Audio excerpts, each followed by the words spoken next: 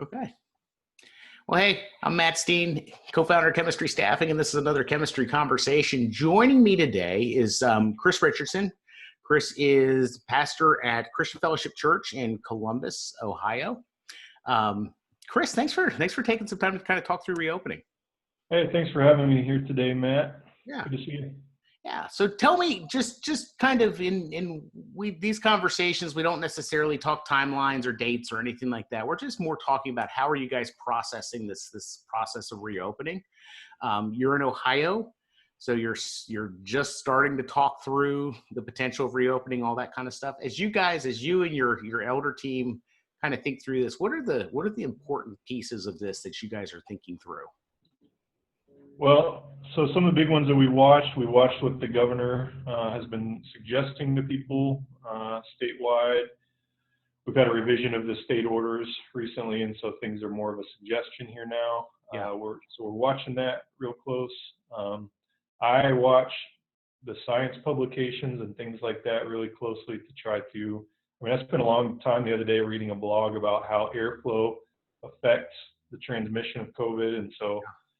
We're really trying to be informed. We've got a doctor on our elder team who helps us talk through those things, what's plausible, what's not. And, you know, one of the big emphasis we've had theologically is that, you know, the church is founded on this idea of self-sacrificial love. And so if we do anything that's outside of that, we're outside of the boundaries of what God created us to be. So those are kind of the guiding principles, and that's been a lot of the conversation for us. So with the self-sacrificial love, you're talking about, hey, we're going to set aside our desire to gather for a little bit longer for the sake of those that might be at risk, that kind of thing. Yeah, for sure. And so we've intentionally, we know a lot of churches that are already open, fully open without any real boundaries on that. But for us, we've thought, you know, it's good to be cautious, and it's good to allow ourselves to lag a little bit. And our bottom line has suffered as a result of it, but there's greater values in the world than the business aspect of church. So. Yeah, that's great. So you guys, I mean, you're a smaller church. About how many would you say, or do you see on Sunday mornings before the apocalypse? 100 to 150, somewhere in there. Really depends on how good I was the last week. Nice. So you guys are running about 150. Everybody pretty much knows everybody, or pretty close. You know, it's a little bit different than some of the larger churches that we're talking about or talking to. So as you guys talk about coming back together, you know, questions about masks and questions about social distancing and that kind of thing, how do you frame those conversations in a way that your congregation not only gets it, but is you know, at least somewhat okay with that idea? Yeah. So we've started, and it's helpful that we've had this conversation about John and self-sacrificial love. So we started it all by saying, you know, this is not what any of us would ideally want in this world. Mm-hmm. And we take these actions not to protect our own selves, but to try to protect those around us. And the nice thing is, like, I'm in the lowest risk category, and my family's in some of the lowest risk. So I can clearly say, this isn't about me. This is about, you know, our 90-year-old lady who would never miss a Sunday. And so we are right now, our plan is that everybody has to have a mask when they come to worship with us. We're telling people they have to make a reservation to come worship with us. And so it's going to be for insiders for a while. We're going to set up the chairs in such a way that everybody has, you know, families can cluster together, but then they have 6 feet, you know, circle around them where they don't have other people sitting. Yeah. There is some conversation about whether the musicians and the speaker would wear a mask. I'm struggling to figure out a way that it makes sense for us not to, because to me, it seems like if we're telling everybody else to, we have to follow that. So that's one of the details we're trying to hammer through.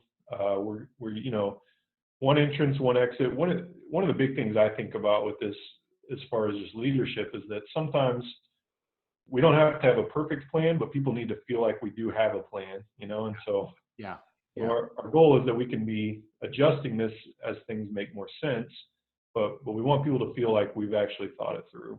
Yeah. So you're reminding people constantly that, hey, this is flexible.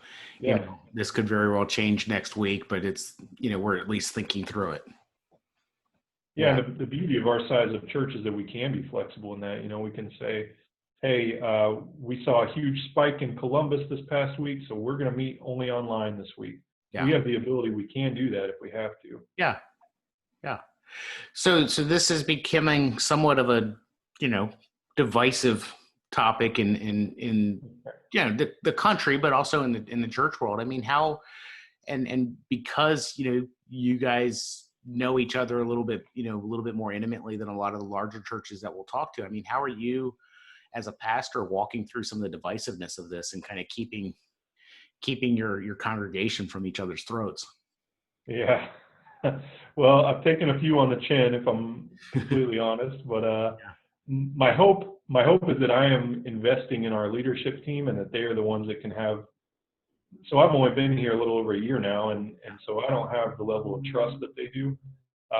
But even beyond that, we're in an era, and maybe we always have as Americans, but we don't do top-down orders very well. But if our peers talk us into things, then a lot of times we're more likely to listen. So I'm really strongly encouraging our elders, our deacons, anybody else who's leading worship to be having these conversations. Hey, we're not telling you have to wear a P95 mask or whatever they're called.